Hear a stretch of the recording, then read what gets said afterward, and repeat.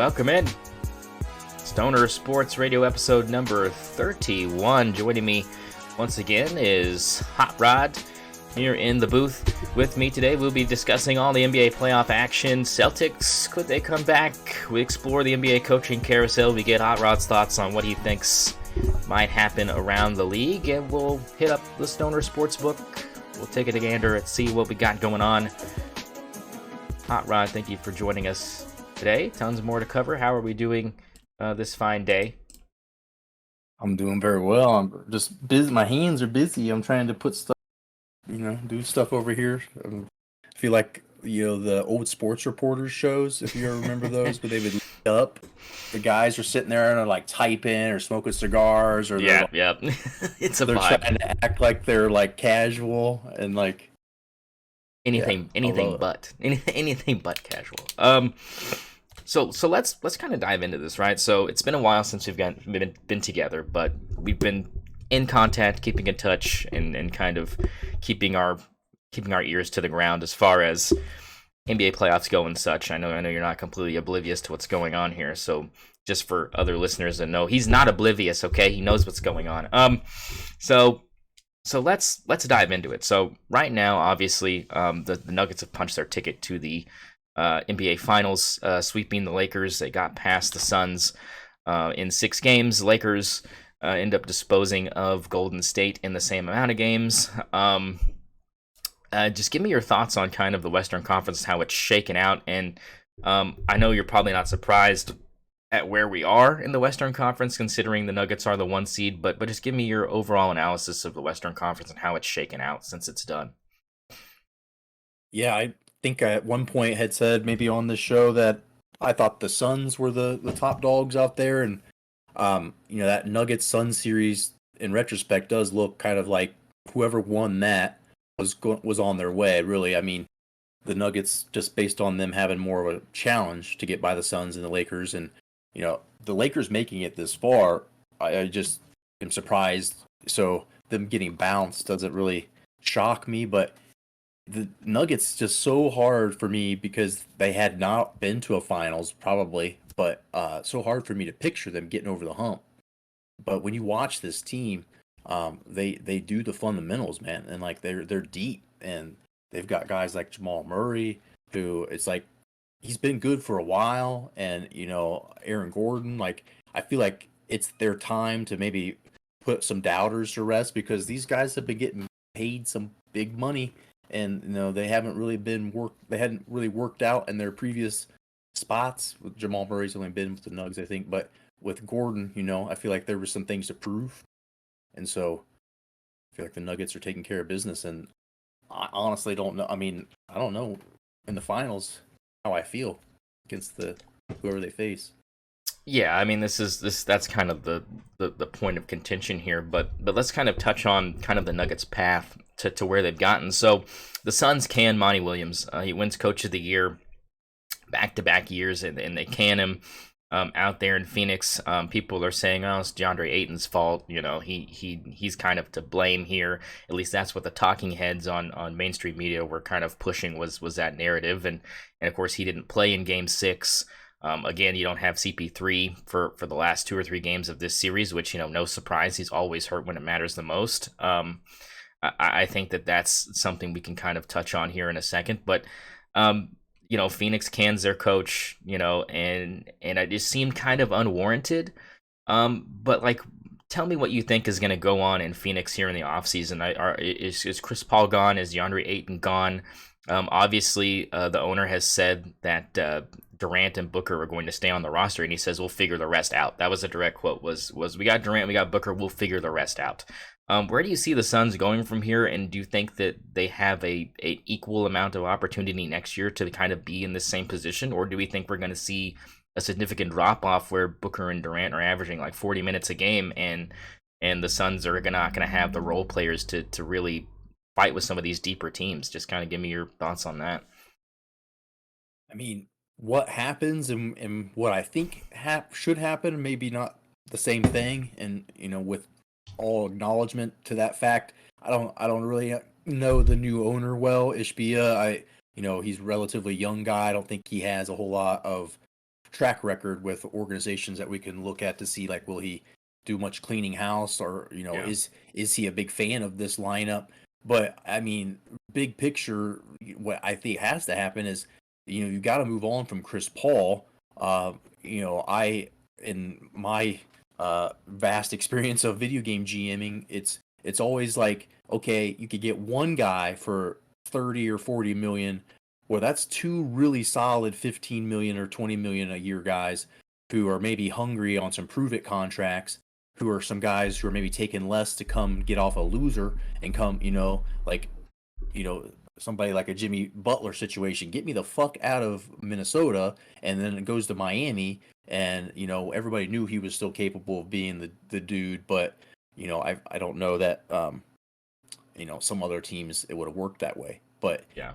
I don't know. That's just be an example of, like, I feel like getting to your point, more of that bench and role support, and having guys, because Chris Paul is injury prone. It's not new. Aiton, whether he got their guy fired or not is debatable, but did he majorly contribute to them losing? Yeah.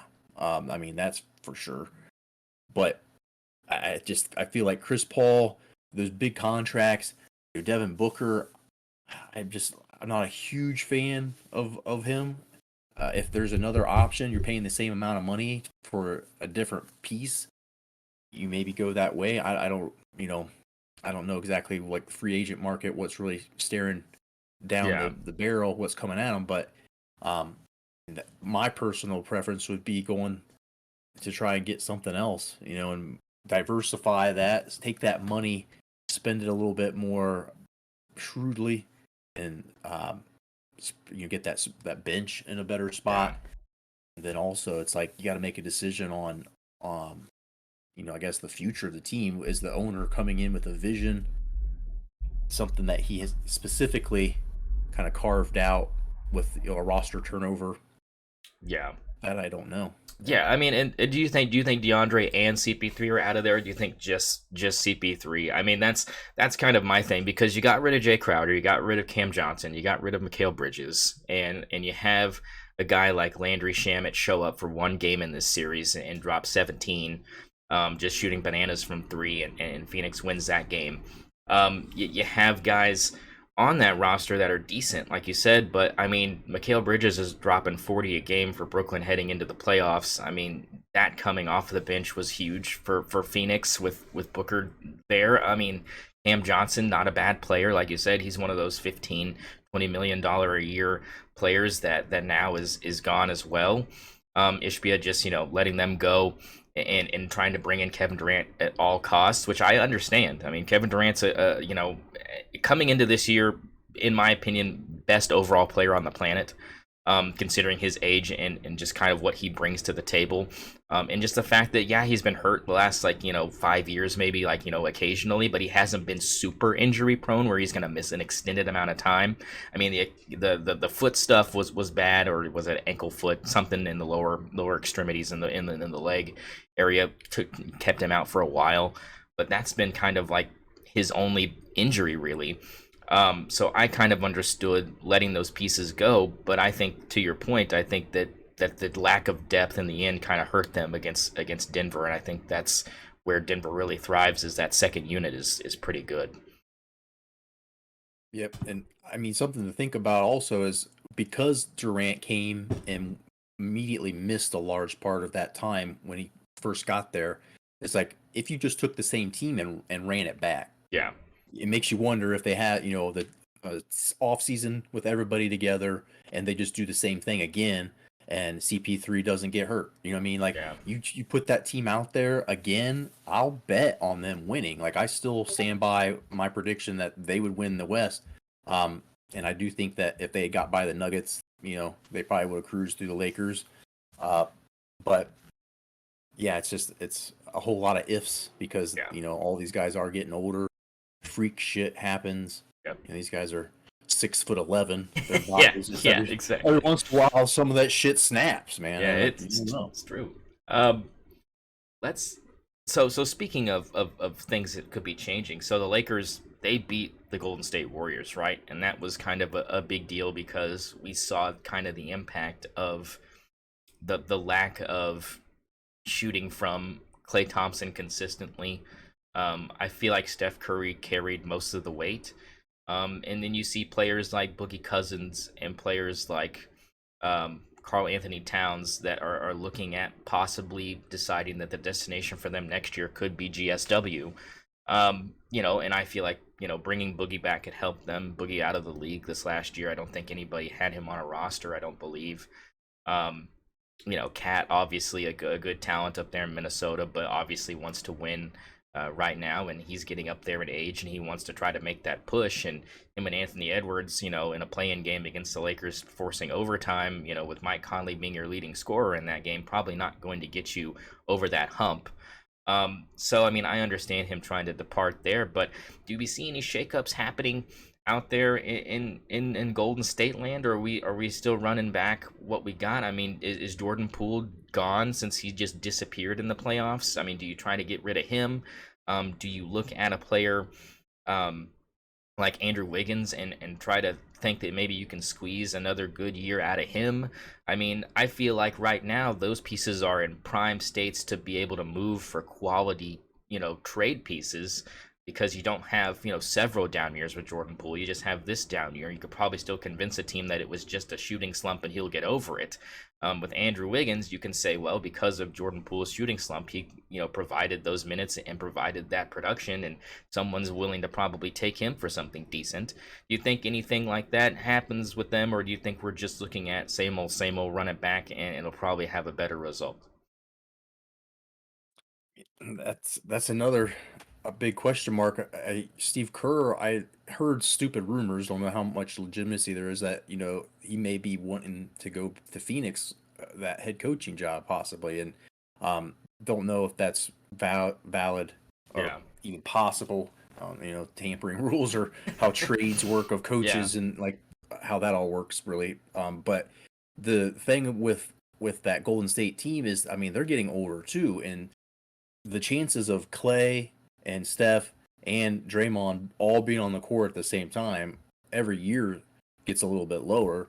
And, them being able to do it with just whoever the fuck you put around them on top of that isn't there anymore. But when you look at it, like think of some of those teams that they had Durant around them.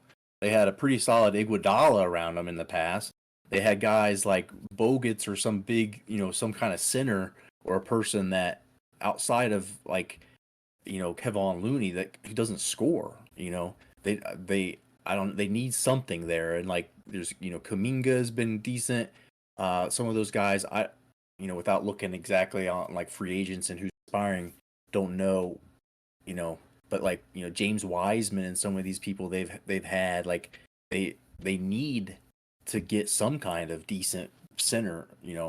especially if you're going to play against Jokic, and if Aiton ever finds his shit again, Do, do, do they you got. do you think it'd be valuable bringing somebody like an Aiton in, since Phoenix probably wants to get rid of him, or do you think signing an older player like a Boogie Cousins who wasn't really playing this last year benefits them? Do you call Dwight Howard out there in Taiwan? He seems to be trying to get everyone to come join him in Taiwan, but I mean, like, do you think you could flip the script on Dwight Howard and try to bring him back, to the States and see if he can give you something? I mean, I don't know. I just feel like I agree. They need a center. They need a big guy. They don't have Wiseman on the roster anymore. Kevon Looney is good for grabbing rebounds, but like you said, doesn't score. You have Kaminga that's really young and again doesn't really produce much offensively. Still crying. I still think he's kind of trying to get his legs. I mean, I don't feel like he's NBA ready still. I feel like he should have stayed at Texas as long as he probably could have. But with that money in front of your face, hard to say no. When you're 19 years old, you want to live your dream. So I don't really blame him for that. But I mean, I think that kind of contributes to a lot of these guys transitioning into the NBA and not really having their game to that level of status. I think that's kind of where he is. Give me your thoughts on who you would like to see them bring in, if any of those guys. Yeah, I mean, this very much feels like a NBA 2K GM situation. Let's Yeah. go out there on the free agent list and with if you do have Kevon Looney, you got the rebounding, you got some decent front court defense. If that is, I guess, in your mind under control, then a Boogie or a Cat, like they're not going to get you the defense. I don't feel like No. those guys aren't going to help. And like Dwight Howard, not the shot blocker that he used to be. I don't know that he really elevates you much if you go get somebody like that. And it's like, shit, man, if you're going to just start taking chances on the old names of the past, well, we might as well call Michael Beasley, see what the old K State guy's doing. He's probably younger than Dwight, I think. Yeah. He is. But you got to also look at like Wembanyama, right? He's coming to the Yeah. Western Conference, and I mean you've got to figure out like a Kevon Looney cannot probably, well, maybe he's all right, Yeah. better perimeter defender Yeah, than he other is. people, but so you got to have some, I think, thought or strategy around trying to get bigger in Yeah. general. I mean, And you so just draft somebody at this point. I mean, at this point, I just feel like you just probably reach into the draft and try to draft a big guy at this point, right? If you feel that insecure about, well, if we bring this guy in, it could be iffy. I mean, you might as well just pick a young guy out of the draft, pay him the rookie minimum or whatever, and roll with that. Then at this point. And I don't know enough about this draft class coming up other than really Wimby to really give an opinion of whether or not there's a guy out there that could be that guy, because I know the center for North Carolina is coming back after Baycott, after they thought he was going to leave for the draft. He's coming back, so you don't have that option on the table. I thought that might be a decent fit for them. But I mean, other than that, there's not really a bunch of big guys in this draft. I mean, I remember when Luke Garza was in this draft, and yeah, you have guys like that they're producing, but I mean, at this point, I would take Luke Kennard, over what I've got in GSW as far as offensive production goes. Now, obviously, like you said, the defense is going to be lacking no matter who they bring in compared to Kevon Looney, because that's really all he brings is defense and rebounding. I mean, luckily throughout the playoffs for a couple of games, he was producing points. I mean, but that's not consistent enough to really help you out. You're not going 73-9. With this lineup, I don't see that happening. I don't see Golden State being to that level if they just run it back, willy nilly. So I think we'll see some changes. But kudos to the Lakers, right? I mean, I didn't really pick them to get through that hump. They just ended up having guys step up that you didn't expect step up. I mean, Lonnie Walker comes out of effing nowhere. I mean, it's just it was a storybook kind of series for LA against their same state rival in Golden State, and you fast forward here to this Lakers Nuggets series, and what went wrong. As we kind of like transition here, it was really kind of the lack of D'Angelo Russell, right? No D'Angelo Russell production. You had a couple of those games where Anthony Davis wasn't really putting up big offensive numbers, was still a big defensive presence and grabbing boards, but not giving you 20 points or 25 points, what you normally need him to produce. You have LeBron drop a 31-point half and then disappear the whole entire rest of the game because he's 95 years old, and he's getting to that point where he can only give you probably that amount of minutes of prime LeBron. And I mean, I think in the end, you just look at the way the Nuggets are constructed, and what the Lakers ran into was, again, just consistent shooting off the bench. Michael Porter Jr. found his stroke on the road, which was not the case against Phoenix. He couldn't shoot on the road at all out there in Phoenix, and then gets out there to LA and ends up shooting way better than he did out there in Arizona. So I think that the Lakers right now are kind of questioning whether or not you keep D'Angelo. Do you keep some of these other pieces that are around that weren't really giving you much? Hachimura seemed to be the biggest upside to them. Getting rid of Westbrook and that big trade that happened. I mean, I think he was the biggest improvement for them offensively. So kind of give me what you think happened in, I know they get swept, but it didn't really feel like that, did it? I mean, the Lakers series for me really came down to those end of game moments, and to LeBron, the ball. This is where I guess D'Lo not being there is questionable, as to have another person to take the shot or to at least have some guess as to who would take it. Because when LeBron got the ball in these late game situations, one, he turned it over, The other, he chucked a bad shot because it was just like time's ticking. I mean, it's Yeah, me. I got the ball. But I do think that that team's built in a better way for what LeBron wants to do. You know, he wants to get guys who can shoot it from outside, who are like AD and Hachimura, who are bigs that have some handles and they can play decent defense on the inside or outside. But they still need a center. Like when LeBron's playing center, it ain't gonna work. Like, and you got Jokic, you got these teams that have bigs that, like, when LeBron's, he's obviously starts to get frustrated. It seems like, I don't feel like there was a huge like LeBron game in this playoffs where it was like, you know, a 50 pointer like his old yeah, Cavs days, yeah. where it was like he took the fucking team and said, I'm making every shot for 20 25 points in a row. We're winning the game. That's not him. I don't think he's got the energy to do it. And You just he you just like saw it for watch that one half. It was just that one half in exactly. game four. That was when you were like, well, could he drop 50 this game? Is this it? You know, I mean, I thought that might have been it. And I was telling Zach on the last episode, I said, you know, we were doing it while the game was going on. I said, I don't think he's gonna have legs in the second half.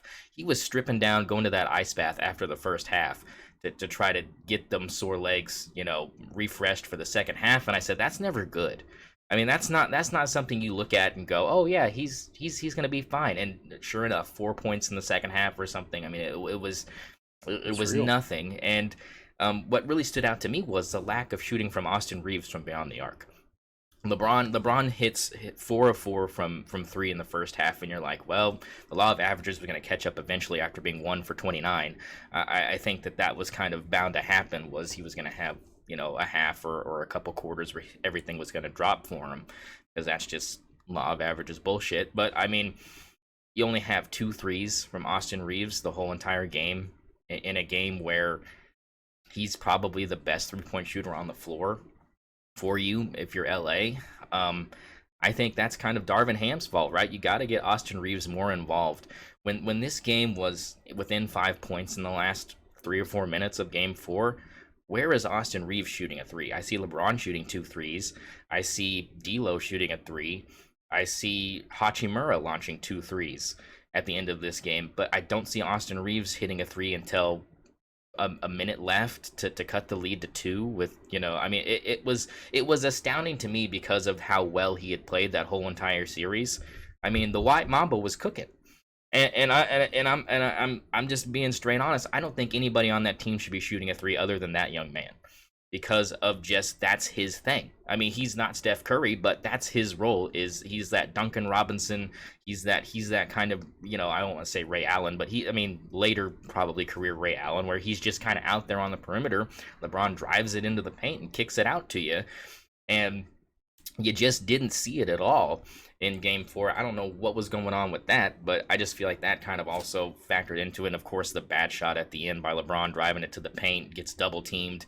Aaron Gordon plays great defense. Jamal Murray help side gets there and literally palms the basketball as LeBron tries to get it up above his head, and you know, Gordon did the rest with staying straight up and staying true. And you know, they're not going to call anything with 4 seconds to go. You know, the refs are going to swallow that whistle even if you get mugged. So, I mean, I didn't really think that was smart. And obviously the shot before that, like you said, goes off the side of the backboard, fade away from like one of his spots in his career that's been pretty consistent for him. But again, just good defense by the Nuggets. And when it's that transparent of who's going to shoot it and where they're going to shoot it from, it just made it kind of easy for them in the end. Agree. And when you think about it though, it's like, is Austin Reeves the game plan you want to go in with? Is it? No, I mean, like, think I'm not. about I'm it. not If saying he's the game plan. I'm saying like if you need a three, that needs to be your guy. It doesn't need to for be sure, LeBron. It doesn't need to be Hachimura. It doesn't need to be D'Lo. That needs to be the guy. And not because he's the best player on the floor, but because he's your best consistent 3 point shooter. And from being able to watch him at OU here in state and watching what he was able to do in the Big 12, I never thought he was going to be a high draft pick, and he wasn't. And he you know, they scooped him up off of, you know, free agency. He didn't get drafted. So I mean, it was, you know, it was kind of fate in a way for him. But I knew what he brought to the table was he's slippery. He can give you a couple floaters in the lane, but his main thing is I'm jacking this three ball and it's going in. And sure, he had games where it wasn't great, but I feel like that's his role. And so I feel like when you have LeBron shooting 7 threes a game and Austin Reeves shooting 2 or 3, I feel like that's just not a recipe for success. And Darvin Ham needed to get into LeBron's head and go, look, I mean, I know I'm a young coach, but I'm your coach, and you need to quit jacking threes. And I just don't think anybody had the balls to tell him that. You know, I support jacking Yeah, when necessary. absolutely. We are pro jacking. We're pro jacking here on the podcast. But yeah, I think that was kind of the bottom line, was the Lakers just didn't have a great game plan in the end. And LeBron's just never had a clutch gene. I hate to say that, never had a clutch gene, never been that guy. If I had to bet my life on somebody hitting a shot to save it, it wouldn't be LeBron. Just he's had like one or two that have been memorable. I mean, I just think about that one against Orlando when he was at the Cavs. That was kind of a big one. He had a couple in Miami, but I mean, it's never been his calling card. So I think the Lakers just kind of suffered from that, and the Nuggets are moving on. But let's give our roses to Nikola Jokic, because I mean that one shot behind the back, Larry Bird catapulting it behind your head, fading away, moving from right to left with LeBron in your face, and just burying a triple late in Game 4 to kind of break the backs of LA. I mean, he wins Western Conference Finals MVP, says it means nothing to him. He's going to throw that award in the trash. I love that mentality, because it doesn't mean anything. I mean, you know how many people have won Western Conference Finals MVP that have not done anything since? I mean, I don't blame him, but I think the Nuggets are in a really good spot right now. Yep. Fucking brain's completely missing a beat on this one. But like, one of the things I guess with that series is,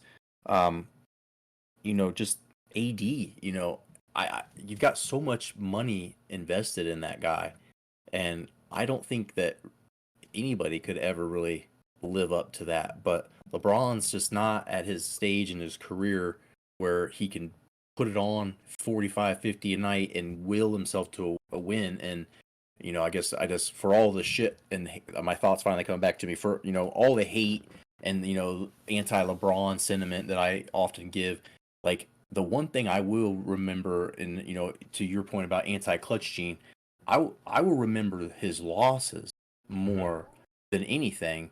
The performances that I feel like I admire or impressed by the most are those games where he was playing with some shitty ass Eric Snow, fucking hurt Zydrunas Ilgauskas lineups, and he was still like winning playoff series. Like, that's a LeBron that I will always have respect for, and the fact that he has lost a few finals and stuff, but it's like he got to a few finals that I don't think anybody should say he deserved to get to with the team he was on. So yeah, I mean, because I agree. I mean, I think that finals against Dallas the first time, I mean, in Miami, where they didn't get it done and he shot abysmally from the floor, I think that I'll remember that forever. I'll remember that Cavs run with Eric Snow and Mo Williams and Daniel Gibson and all those no name guys. I mean, that sure, you get swept by the Spurs in the finals, but the Spurs were the Spurs at that point. I mean, I don't think anybody was like, oh, the Cavs have this. I don't think that was ever the indication. But the East was so weak at the time too. I mean, it was one of those things where it was like the Cavs are the best team in the East, but they're not going to have to go through a bunch of obstacles, like you would have to in the Western Conference at that time. I mean, sure, the previous year you had the trio in Boston with KG and Paul Pierce and Ray Allen and those guys. So, I mean, that was a big hump that not a lot of people could get over. Then Orlando beats them the following year, and then they lose to the Lakers in the finals, and then you have that series between the Cavs and the Spurs. So it's like it was the early 2000s to like 2010, kind of a weird situation out there for him. But like you said, I respect those and remember those a lot more than I remember his championship in Miami. I mean, because I think about Ray Allen more than I think about him when it comes to that. I think about the lack of free throw shooting from Kawhi Leonard late than I think about anything LeBron did in that series. A lot of people like to talk about the Indiana Pacers Paul George, Lance Stevenson versus Miami series that went 7. I think that was a great series. That you had them go through again the Boston trio as well on their way to one of those finals, but I don't think that anybody's going to hang their hat on that being like, oh, like that's what I remember LeBron for. I think, like you said, we're going to remember him for the times that he performed well and they didn't get the job done. And I think that that's kind of interesting because you don't do that when you think about Michael Jordan. You don't do that when you think about some of these really, really Mount Rushmore type guys. So, interesting takeaway. Let's hop over to the East here and kind of switch gears here. Boston gets through Philadelphia. Lots of questions there. Doc Rivers gets canned. You have a really poor performance from a not 100% healthy Joel Embiid. Harden disappears again. I mean, it just seems like the same old with some of these guys on that Philadelphia roster. And on the other side, you have the Heat, who just continue to impress. You get through Milwaukee in that first round. We kind of figured they would kind of get through the Knicks because it's the Knicks, and now here they are with a 3-0 series lead heading into last night, and Boston gets the job done on the road in Game 4 to kind of keep their season alive. Kind of give me your breakdown of how the East has kind of panned out, and let's kind of touch on Philly a little bit and the lack of effort, I guess, in that Game 7, and just kind of give me your breakdown of what do you think about them canning Doc Rivers? Is it warranted? I mean, go ahead, give me your best. I mean, it's like you fire Doc, but is that just substitution because you can't fire every player or everyone but Embiid? But I mean that team, I don't like the way it's built. You got Tyrese Maxey and Harden. Like it seems like everywhere Harden's been in the recent years, he's been in a bad spot. Like he was with Russell Westbrook 2 different times. He was with Kyrie. You know what I mean? Like this is a ball dominant dude. And then Embiid seems to want the ball in his hands more than a normal big would. Like he's out on the perimeter and doing shit, like playmaking a little bit more. I just don't like that team's construction. And I don't know. I wish I had more connections to really live this life and understand how Doc Rivers is perceived and how he really handles a locker room, because it's one thing to be like curses and stuff like in the Clippers situation or here with the Sixers, but it's not. I mean, he won one with Boston. They had to go out there and basically just assemble one of the best starting lineups they could, and they got lucky with some young guys in that same run too that played fairly big contributions. And I mean that, I don't know. It's just like the East was kind of looking weak to me in general, and so I originally had said I thought that the Heat would make it, and if the Cavs or the Heat would be the East, and so I'm not surprised, just because like the Bucks didn't feel good to me. I'm not a huge I don't know, the team this year just did not impress me, and then the Boston Celtics seem like their coach has lost the locker room a bit. They're not completely out of it, so I mean, I don't know, but it just seems to me like they're not getting the most out of Jaylen Brown. Like his name, I don't know, like seems like, I don't know, that team with Horford getting older, it just doesn't do much for me. And so I'm not surprised if they have a new coach or if they're in the job market next year, because I don't know, if you're going to make a change or if you have any questions about making a change, is this the year to do it? Because fuck, you've got, Doc Rivers, possibly. You got Monty Williams, who's just won Coach of the Year. I mean, like there are some really good opportunities to upgrade your coach. And, would the Celtics want to do that? Because it seemed like they kind of backed into Missoula anyway. And I'm going off on some fucking tangents. Yeah, but no, you're right. I mean, this. I mean, when it comes to Doc Rivers, right? The thing about him is, he's lost, 10 game sevens in his career. But for me, it's like, but he's gotten to 10 game sevens. Like, how many coaches have gotten to 10 game sevens, And like and Dusty then Baker, right? yeah, and then out of those 10 game sevens, how many of those times, like you brought up, were because of injury or because of his star players not showing up when he needs them to? And like you said, I think they probably got rid of him because they couldn't get rid of Embiid or Harden or any of those guys, so they fired Doc Rivers, because I think that's been his kind of thing is well, every time with the Clippers it was, CP3 is hurt, oh, Blake Griffin is hurt, I mean, somebody's not, somebody didn't show up, and then this He was time it's, trapped by that yeah, roster. yeah, and I think that, you can.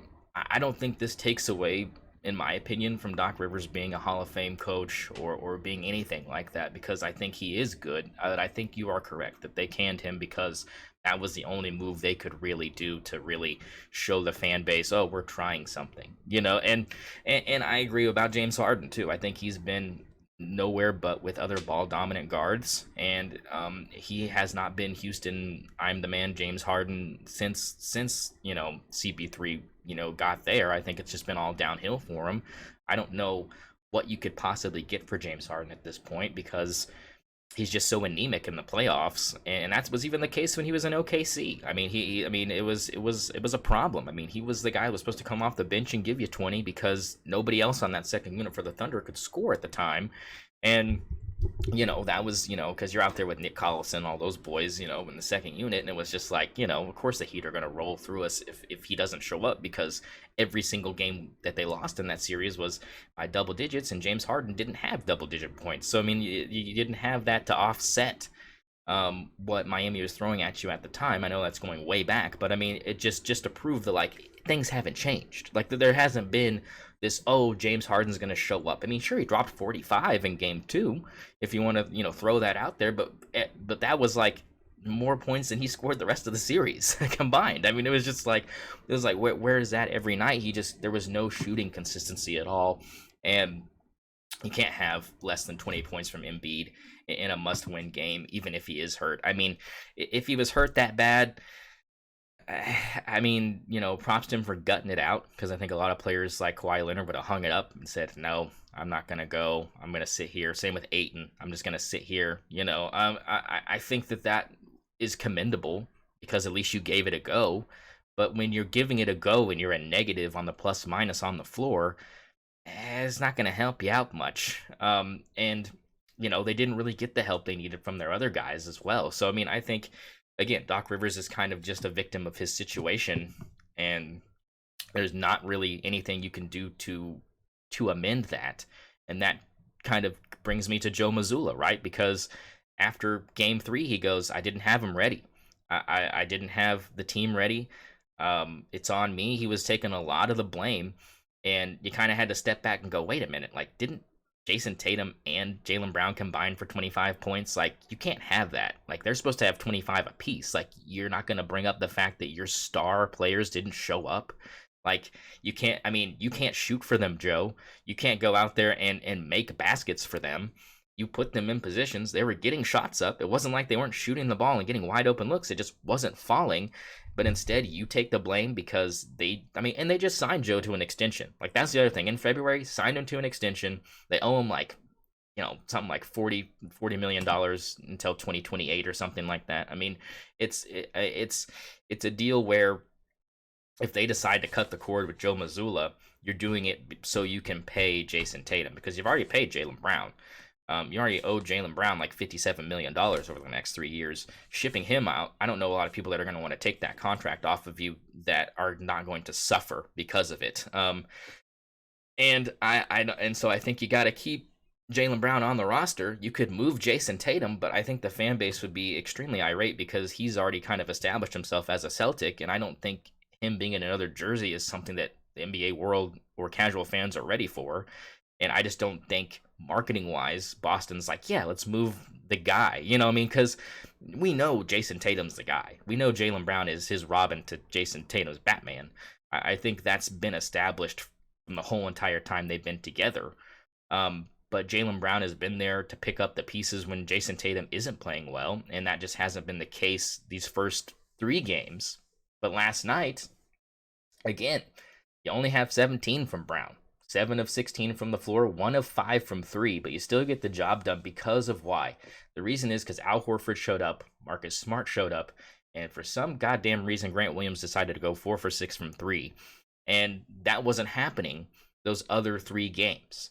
And so you've had the bench guys and the role players show up on the road, mind you, to grab a win here, to be 3-1 and be in this situation now where the Heat are looking at the Celtics. And I told Zach yesterday, and I'm going to tell you right here, if any team was going to come down from 3-0, it's this Boston Celtics team, because throughout the season, the numbers will tell you that they are consistently the better team than the Heat.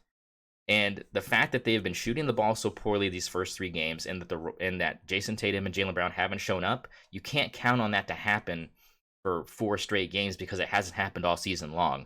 And so I just thought kind of the odds were in their favor last night, and they ended up getting the job done by 17 points. You know, it wasn't really apparent that they were going to win until that 38-point third quarter. But that was the thing. Is I said, if they end up being the Celtic team that they were throughout the regular season, where these guys like Marcus Smart and Derek White and Al Horford and Grant Williams are showing up and giving you double-digit points, you know, you're going to win basketball games. And going back to Boston for game 5 here, it looks like they could at least bring this thing to 6 games. And if they win game 6 in Miami, because I'm already guessing they're going to probably win this next one in Boston, which could be wrong since the Heat were up 2-0 after beating them in Boston twice in a row. But like I said, I just don't see them shooting that poorly again. I don't know what your thoughts are on where they're at right now, but I feel like if you can get this kind of production like you have all season long, you're in a pretty good spot right now. I mean, one thought that came to mind, I don't want to lose it, is if we had the chance or the time to sit and do a real like statistical data analysis on Harden and players' numbers when they come with him or play on his team, like, you know, just stylistically, he is a hard person to watch play too, because it's down the court, you know, foul shots, down the court, you know, firing 3-pointers on fast breaks. Like, he plays a style of basketball that's just not like I know, but I mean, I'm not saying it's the wrong style, but like in that free throw pace, it has to disrupt some people, and only certain people could be, if possible, you know, candidate for a good teammate with him. And I would love to do like some, you know, if there was a way to get video of it and break this shit down and see if there's a statistically significant like Harden effect. Mm-hmm. But all that to be said, you know, with the Celtics, this, you know, coming back from 3-0 does seem possible, because like, what the fuck's up with Malcolm Brogdon? Is there something wrong with him I don't know about? But 2 points in the last 2 games?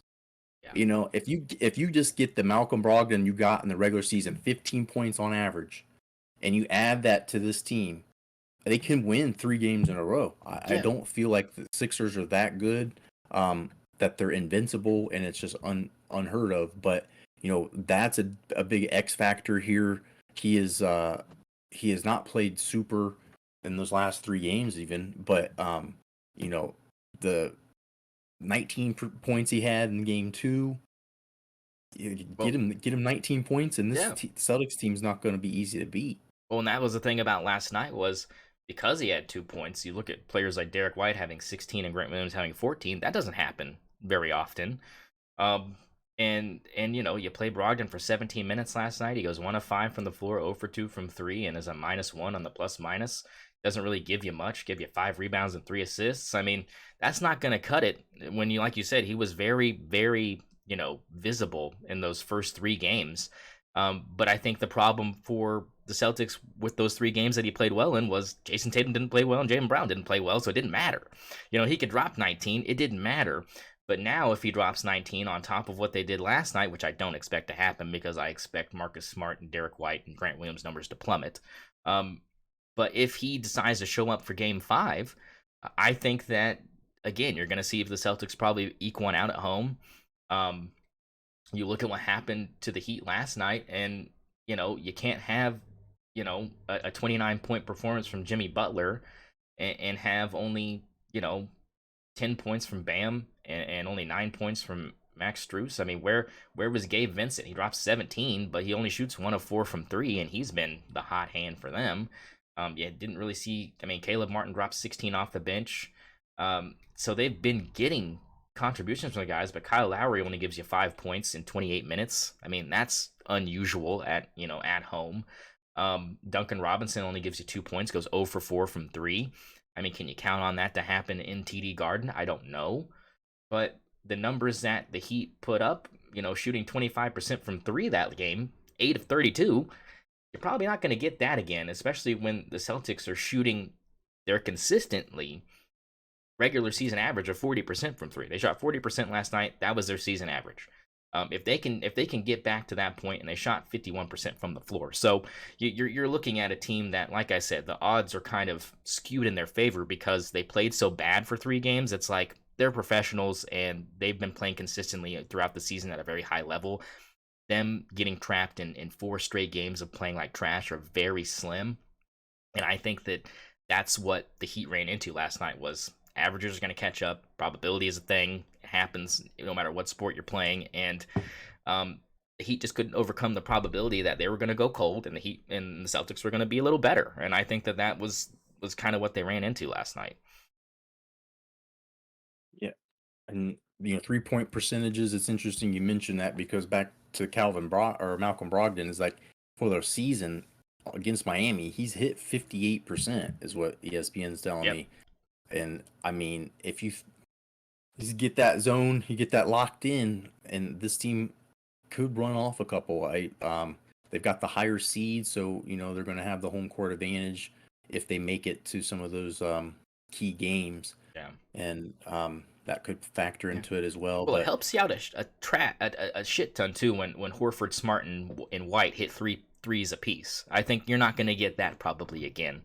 You might get that from Marcus Smart or Al Horford, but I mean Derek White's been so spotty. I don't know if I could hang my hat on that. And Grant Williams hitting 4 as well. I don't know if you're going to get that again from G Dub. I think that you're going to have to rely on Malcolm to show up. and yeah, people that are getting paid. I mean, this is when people that are getting paid need to show up. The Aaron Gordons in the past, I wouldn't 100% say that they did. And some of the people that like are getting max contracts, like a cat. There's a difference between a Karl Anthony Towns in the playoffs versus Jimmy Butler. Yeah. And it's like those dudes are the ones that earn max contracts. And I don't know. It's like at this time of year, let's see it. This is what is so exciting, is because you've got the Jason Tatum's and even some of the old dogs like Brogdon and Horford. Like these are dudes who Brogdon were ain't at the top old. of the game. Brogdon Well, ain't old. no, he's not Al old. But I mean, Horford's his ancient as numbers, shit compared to Malcolm Brogdon. yeah, I'm just saying Brogdon's numbers aren't quite what they were like compared to some of those Bucks. Like, yeah. Before they had like a bunch of their role guys, yeah, like DiVincenzo show up, for the Bucks, that kind of took away minutes from him and a bunch of other role players. Yeah, you're right. I mean, once his minutes went down, his production went down, but that's relative. Yeah, I'm thinking more about those fucking big Pacers years. Like, yes. I mean, that's not the Malcolm Brogdon, but the trash Pacers years. Yes, where he was like the guy. Yeah, that was rough to watch because the Pacers were not good. He was good, but the Pacers were not good. I was gonna say 18 shots a game. I mean, you'll get 20 points. Yeah. You throw the ball up that many times, some of them are gonna go in. I mean, this series is just now more interesting to me because I feel like you said, this is a team that if you go back in history, a lot of these teams that go down 3-0, there's just no way of clawing back. But just the way the Celtics are built, and like I said, I mean, when you have a team that consistently shot 40% from three throughout the season, go cold for 3 straight games, eventually that's going to catch up with you. Could they be hot for 4 straight games? Yeah, because they did it a ton in the regular season.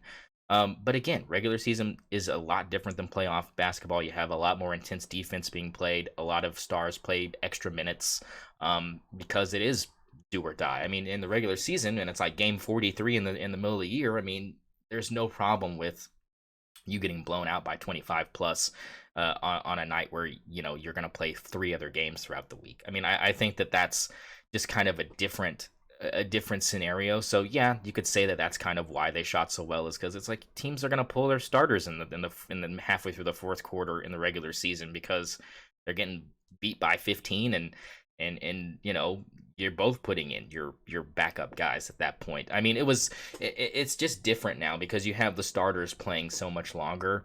I think that this is one of those things where it's like you look at the way the Celtics are kind of built, and they're kind of built to kind of take a little bit on the chin and be able to bounce back, unlike some of these other teams that get down 3-0. Because when the Lakers were down 3-0 coming into that game the other night, I was like, I said the game was going to be close. I said this game's going to be close, but I think in the end, like it's been throughout the series, the Nuggets will make the plays late that the Lakers won't be able to make, and that's kind of what canned them. I think it's the same way with the Heat. I think you have Jimmy Butler, who's been kind of carrying this team in the fourth quarter, been the fourth quarter guy, been the guy in the last 2 or 3 minutes that's going to have the ball in his hands the most, and he's been able to take games over and seal them. And the reason why is because on the other end, you had the Celtics going jacking threes and missing. And I think that when they're hitting, you won't be as effective in those late game situations, taking those faders from 15 on the baseline. I think that, you can't exchange twos for threes when the Celtics are hitting. And I think that that's kind of what the Heat are going to kind of run into, is the law of averages catching up to them. And I just think it gives the Celtics a big opportunity here.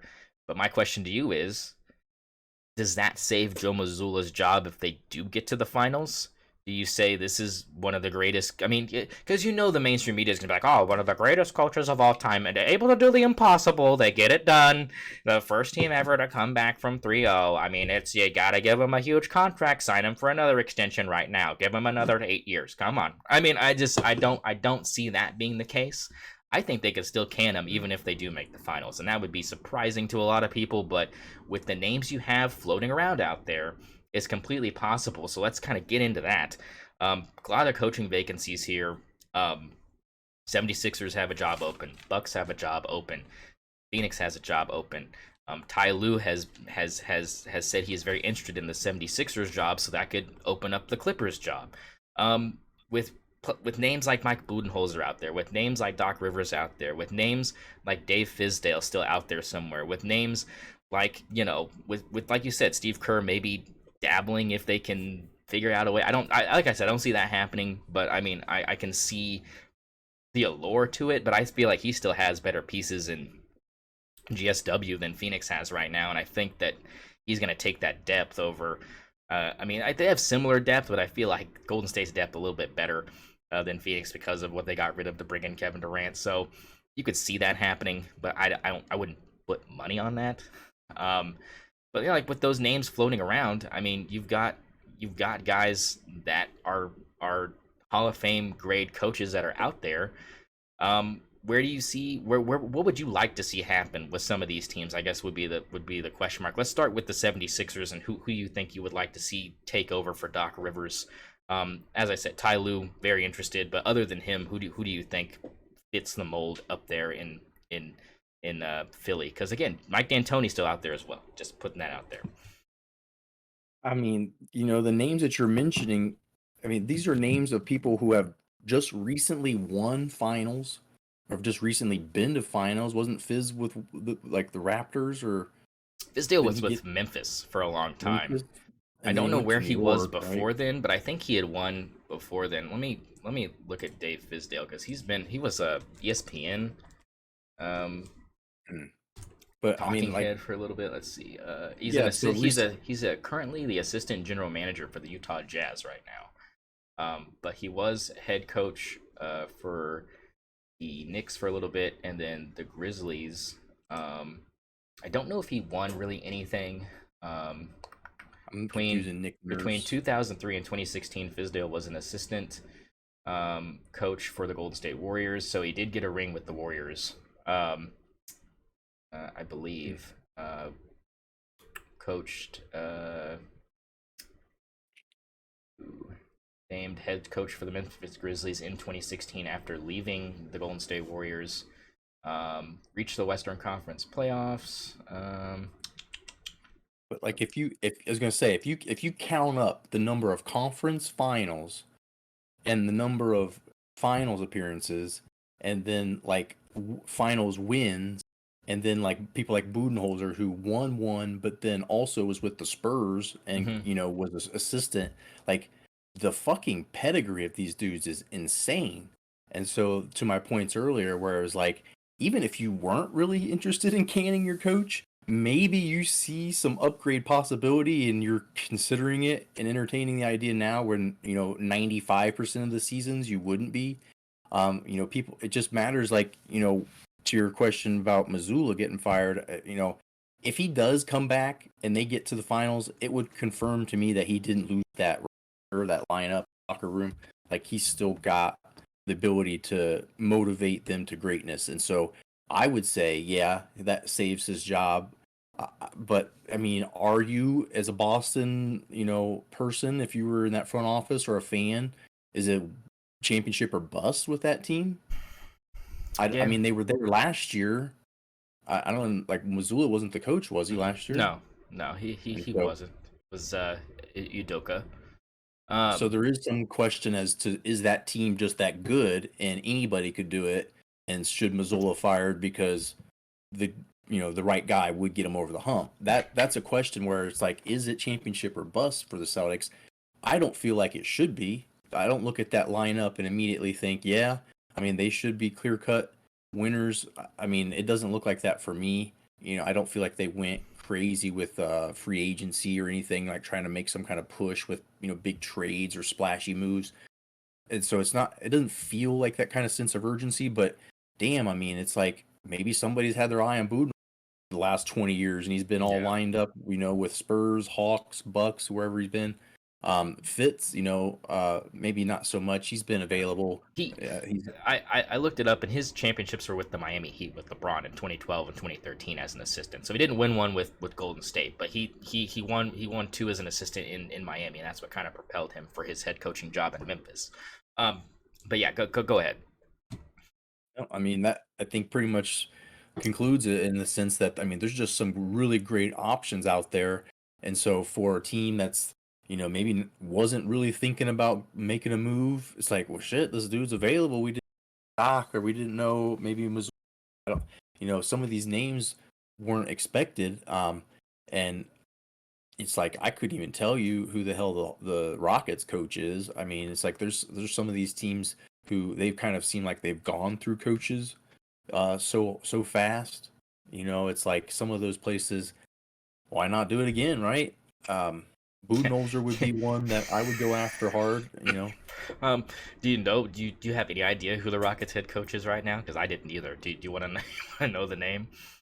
It's not Kevin McHale. No, no, it's Steven Silas. Uh, Paul Silas's son. I at least know who he is. I just yeah, didn't know he was the coach. yeah, yeah. So he's been the coach there since 2020. So that tells you how much we've been paying attention to the Rockets because they've That been so the bad. Rockets They've been so bad. exactly. They've been so irrelevant. It doesn't even matter who's coaching them. But with what I'm saying is who do you think fits the best in Philadelphia? Do you think it's somebody like a Mike D'Antoni with Harden being there and Joel Embiid being there? We've seen him have success with James Harden. Um, we know Mike D'Antoni is still a good coach. Again, kind of a, and he likes to run that fast-paced offense, and that's what you said. That's where James Harden kind of thrives, and I think that Doc Rivers had them running a lot of half-court sets and stuff, and that's just not really James Harden's bread and butter. Um, I mean, I would like to see D'Antoni up there, but I think it's going to be somebody like a Budenholzer. I think it's going to be somebody with a recent win that's going to probably take the helm up there. Now, could Ty Lue go up there? Yeah, sure. I think Ty Lue is actually a pretty good coach. I don't think I have really a lot of problems with Ty Lue head coaching wise. He's still in his infancy as far as a head coach goes. I don't see someone like a Steve Nash taking over. I think that's probably ran its course. I don't see Jason Kidd being clamored for as a head coaching option. Um, but I mean, who do you think would be a good fit for them? And in response, who do you think is going to be a good fit for Milwaukee or Phoenix with Monty Williams being out there as well? I mean, there's a lot of good coaches out there. Then that's the inverse of what I was saying just a minute ago. In that you had all these options, and some teams who weren't really considering a move might start doing so.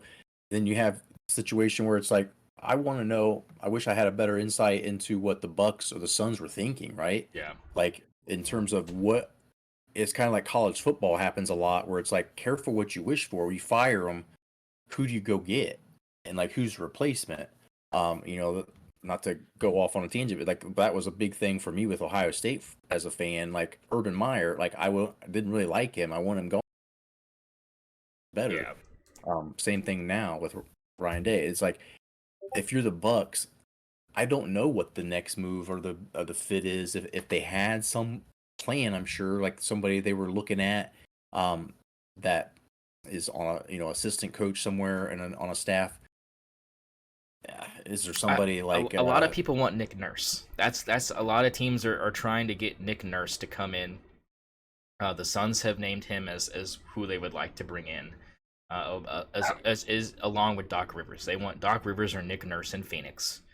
But the Bucks would also like Nick Nurse as well. I feel like Nick Nurse is kind of the big thing everybody's fighting over.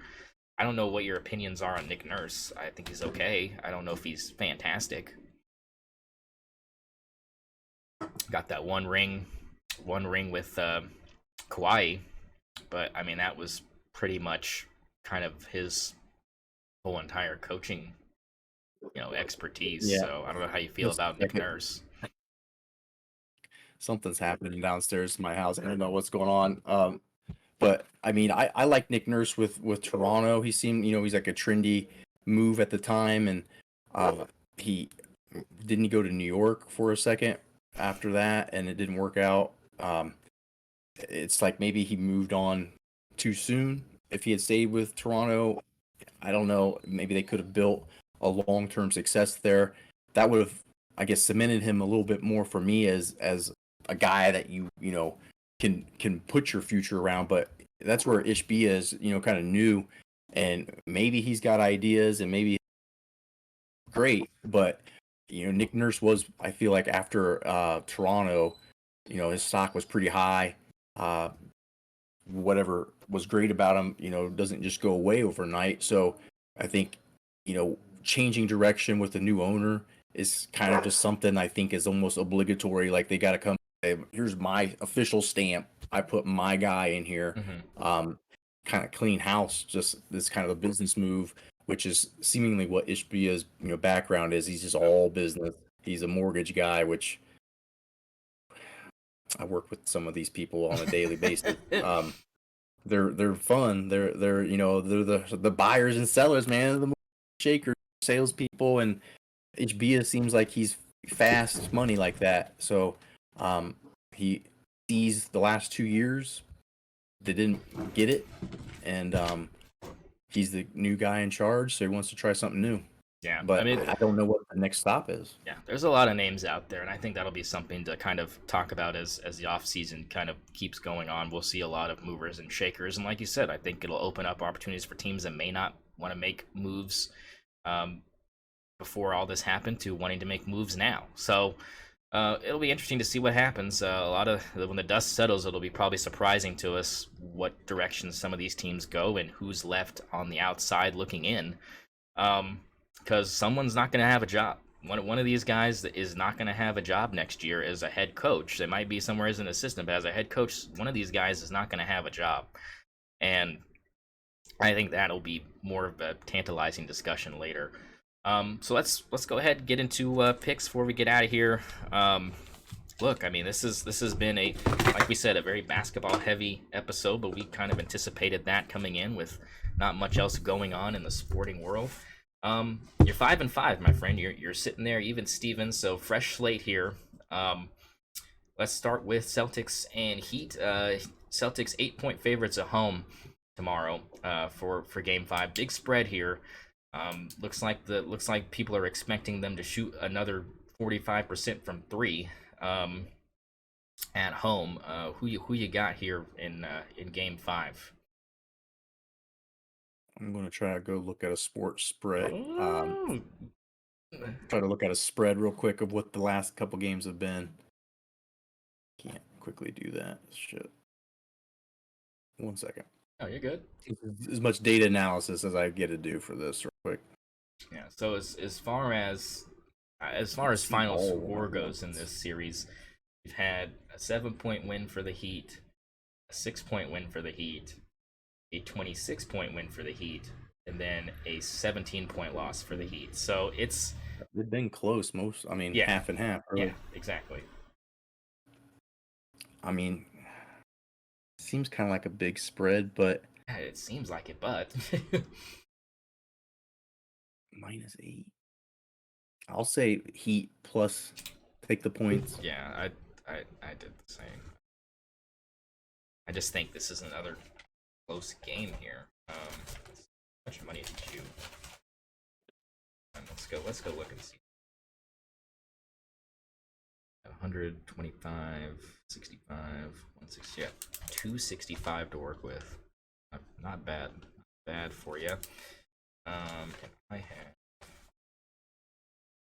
I lost $133. Put me at 132. So I got 232 to play with. Okay. All right. Well, how much you want to put on the Heatles? Hmm. How many other uh, bets am I making? We're doing just four. So we got two NBA and then two MLB because there's not really anything else going on right Oh, yeah, fuck MLB. I'll put 100 on this one. now. Okay, 100 on this one. All right. I think I'm gonna ride here with 32 on this one just so I can have an even 200 to work with on the way down. I like the Heat to cover this. I think this is going to be a close game. And I think that the Celtics pull it out because that's what I would like to see for entertainment purposes. But I think that this is going to be a very highly contested game. I think you'll have players for the Heat that didn't show up in the last game kind of show up in a bigger way, especially when it comes to Max Strus and Bam Adebayo. I think you're going to get more than 19 points combined from them, and I think that's going to be a big difference in closing that gap because I don't think the gap would have been 17 points last night if Bam and Strus would have both played as well as I have the last previous three games. So that's kind of my analysis of that. Um, the over under is 215 and a half. Last game was 216. It hit at 215. So I did not get that one right. Does this one go over 215 or are we still thinking defensive battle here? Hmm. This is where I wish I could see at a glance the scores, and I don't know why I can't. Here we go. Um, I mean, the first one was way over that. It was like 268 or Yeah. 258. Other one was 211, 217, 224. Yeah, it's hovered. It is hovered. Wait, that's Lakers and Nuggets. Fuck, dude, I'm brain dead. Let's see. Looking at it right now. Um, Celtics. The first one was still over 139 or 239, 216, 230, and then last one 215. So it's about, they're thinking it's about where it was. Yeah. Sitting right about the same area, dude. I say no. I say it'll. I think I'll take the over. Take the over This 215. playoffs. How much you want to put on that? Got 165 to work with.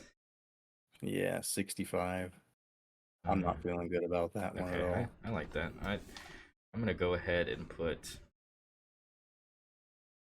I'm gonna put 100 on it. I think this thing hits the over big time. I think just because I think Bam and Strus will show up, so I think that's gonna add.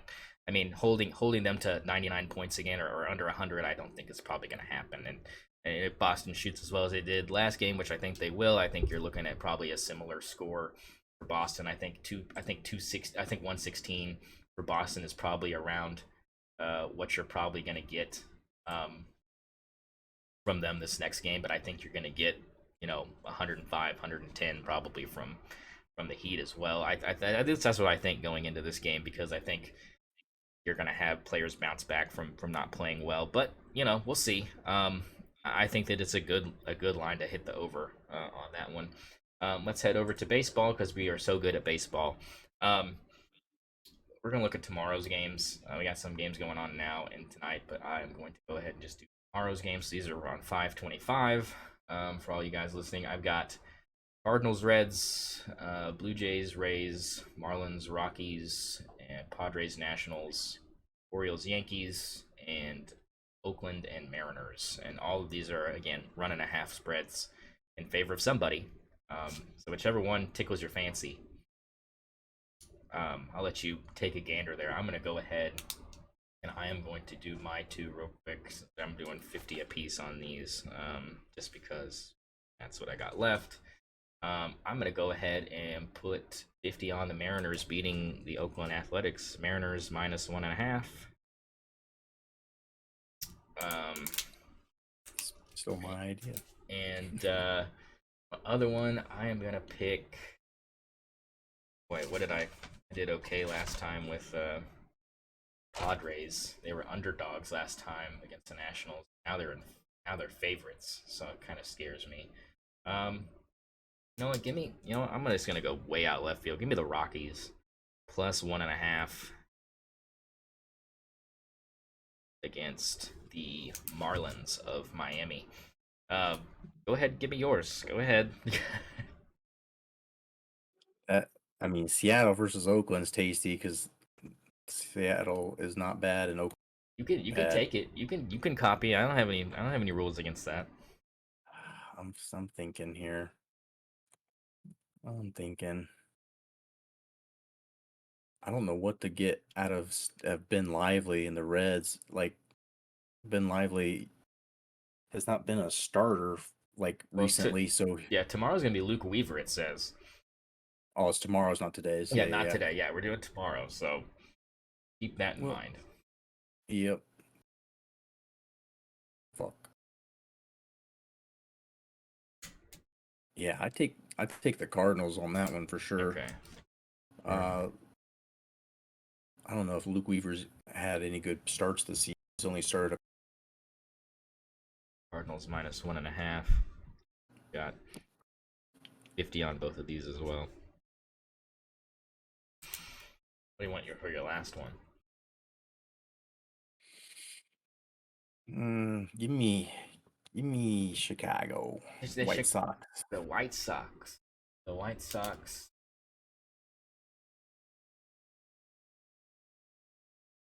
in Detroit. They are not on here. Why are they not on DraftKings? That's so weird. Oh, that's today. That's today. Matthew Boyd versus Zach Greinke. Is that the one you're looking at?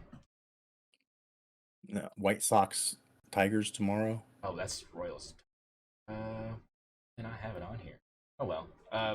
Who? What's the? It's a 1.5 in favor of who? Well, I don't see anything. That's what I'm saying. Like I don't fucking see it on on here. It's just here. Let me see. The fuck. Clicking White Sox. Going to their schedule. They're playing the Indians right now.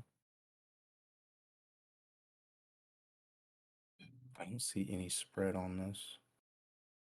Thursday 25th. No spread. It's just. Just there. I mean, there's got to be a spread somewhere. Get into my fucking gambling book. I'll find you a spread.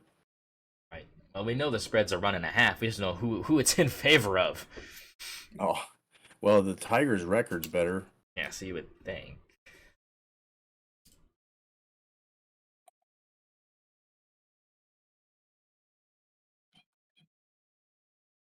May 25th. Fourth in the AL Central. I don't fucking see a line for it here either. Here. And I don't see. Bet Online doesn't have a line for it yet. Is something going on I shouldn't bet on? Yeah, like I don't.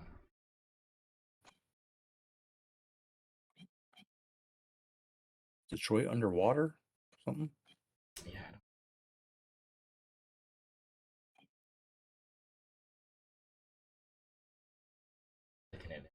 the May 25th, 2023. A line on here. That's wild. Baseball's not real, brother. Nice. It ain't real.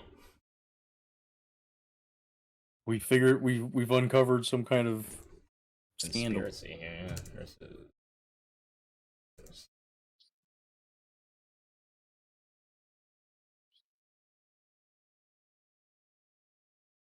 Here we go.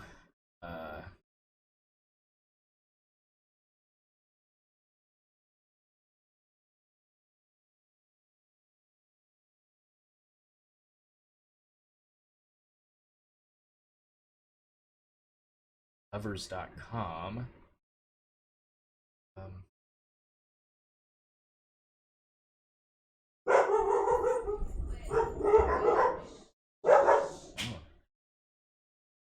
Dogs agree. Conspiracy. I don't. It. Just don't have it out. That's wild. I have no idea why it might be. I mean, other than it's just a shit game. Yeah, it might be. Might be just a game. You wanna hammer another one just in case? Uh, I mean, Or do you want to pick this game and just make your own spread? I mean, it's so crazy because Detroit literally is like one win better, right? Like Yeah. they're 3 games better in the standings overall. So I would assume they're the favorite. They're the home team. So if everybody else is a run and a half, but I think that maybe is why it's not on there is because they didn't give it a spread. It's probably a pick 'em. Yeah, it might be a pick 'em, yeah. So let's just so you're gonna pick the White Sox, I'm guessing. Giolito. I don't know if he's gonna get us the win or not, but I just got a feeling for some reason this is their day. All right. All right, White Sox versus Tigers. 50 big ones on it for the pick 'em. Doesn't matter what they win by, they just gotta win. So we'll jot it down as that. Which 3 picks do you want for your locks? Which one are you confident about here? None. None. Yeah, well, fair enough.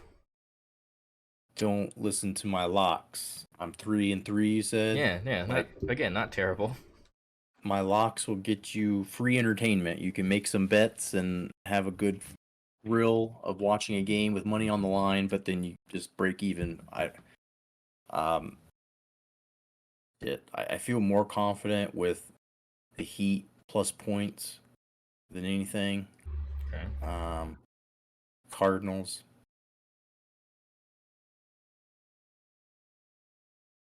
Over. No. I don't know about the over. So I guess that would be then the White Sox one. Okay.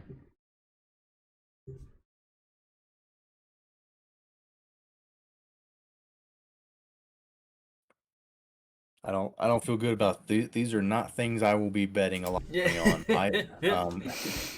I like the value of the Heat pick to make a buzzword response cliche. I think when you look at it and you think, okay, so the Heat could still lose and get 6 points before. Wait, what? They just gotta lose by less than 8. Yeah, the Heat could still lose, or still lose and then win the bet for me. I feel like the Heat very well could win as well. So it's like, so yeah, you're kind of hedging it on like they could win by 5 or they could lose by 7, or 5. I think the spread should have been probably like 5 or 5 or 6 probably for this game. I mean, I think 8 is pretty large. But hey, I mean, TD Garden at home, Boston playing well. I mean, I don't blame them, but I think there's a lot of bias he's heading towards Celtics. Right now on ESPN, 81% and 19% chance for them to win is what the fans have voted for. But it's fans, so doesn't much. But hey, I appreciate you joining me today and taking the time. Always enjoy your company here on the podcast. Glad we got you out of here on time, so no problem with that. Any last words before we get out of here for episode 31? I don't know. Just enjoy the last bits of basketball Yeah. season. If I don't see you all before the finals end, and I think it's a kind of unpredictable finals, so I'm looking forward to it. And other than that, All right. Well, well, have a good so Memorial Day. yeah, absolutely. Enjoy your Memorial Day for Build a Thrill, Hot Rod. We will see you when we see you. And next episode coming out soon. We'll keep in touch and see if it's gonna be me and you or somebody else. We'll try to make it work. I'm glad to be able to make it work today. And for all you guys out there, keep your sticks on the ice and enjoy the games tomorrow. Because it could be big. So appreciate everyone listening. Make sure you like and subscribe, and we will see you for episode 32.